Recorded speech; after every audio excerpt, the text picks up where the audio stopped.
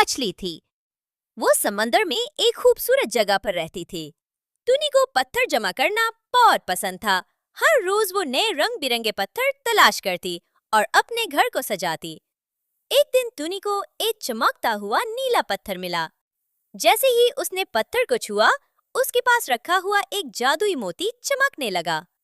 टुनी को समझ नहीं आया कि ये क्या हो रहा है, लेकिन उसे बहुत हैरत हुई। फिर मोती ने एक रोशन रास्ता दिखाया। टुनी ने हिम्मत की और उस रास्ते पर चल पड़ी। वो चाहती थी कि उस पत्थर का राज मालूम करे। रास्ते में एक बड़ी जेलीफिश टुनी के सामने आ गई। उसने कहा, ये रास्ता तुम्हारे लिए नहीं है। टुनी डर गई, लेकिन उसने हिम्मत नहीं हारी। उसने मोती को जोर से पकड़ा और एक रोशनी निकली, जिससे जेलीफिश पीछे हट गई। टुनी आगे बढ़ी। उसे एक अंधेरी गाड़ मिली। गाड़ के अंदर एक और चमकता हुआ पत्थर रखा था।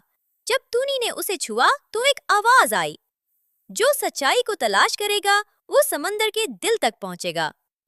पत्थर और मोती से एक नक्शा बना, जिससे टुनी को पता चला कि उसे आग के पहाड़ों वाली वादी से गुजरना होगा। ये वादी बहुत खतरनाक थी। टुनी वहां भी गई। वो डरी नहीं। उसने अपना सबसे खूबसूरत पत्थर एक खास दरवाजे में रखा। दरवाजा खुल गया और अंदर से एक रोशनी निकली जो पूरे समंदर में फैल गई। सब जानवर खुश हो गए। समंदर एक बार फिर खूबसूरत और रोशन हो गया। टुनी अब सबकी हीरो बन चुकी थी। वो मुस्कुराती हुई अपने घर वापस आई।